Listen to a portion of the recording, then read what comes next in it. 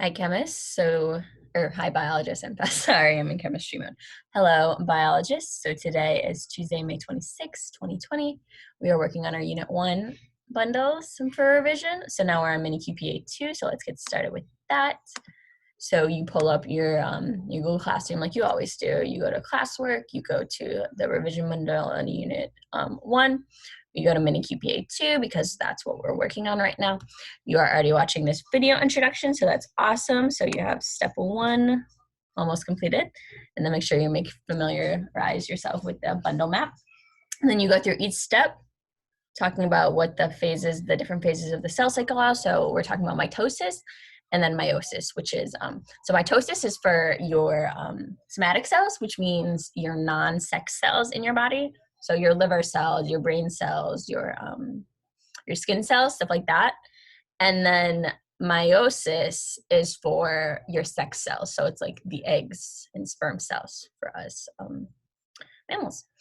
So you are doing that, you're going over the phases, and then I think familiarizing yourself with that, with the different ways that our cells multiply, and then you're thinking about why our cells need to multiply. So for mitosis, so for our regular like skin cells, our liver cells, our lung cells, our heart cells, why would they need to multiply? What's the purpose of making an exact copy of themselves? So one is growth, right? So a baby needs to grow.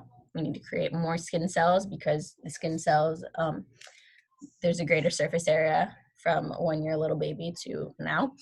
And then also repair, right? So when you skid your knee, you kill some of those cells, right? Like they're just gone because you have this big gash on your knee. So in order to repair your body, which is really awesome, which is a really cool part of our body, we got to make more cells for it. And then meiosis is a little bit different. So they're not going to be identical cells. And that should make sense because human beings outwardly are not identical. We all have different DNA, all have different features. So that should make sense. We're not making identical copies, but it's for reproduction, right? And the sperm and the egg cannot make a baby on their own. They need to come together. So they only have half of what's needed to create a baby. So once they come together, they can reproduce. So mini QPA 2 is all about making a model, whatever type of model you want. It can be a video model, it can be a PowerPoint, it can be a drawing, whatever, a clay model. If you have that, that's what we did in class. Unfortunately, I don't have the means to ship you all clay models, but I remember you guys did really well with this. A lot of us did this one, so I don't think a lot of us have to do this anyway.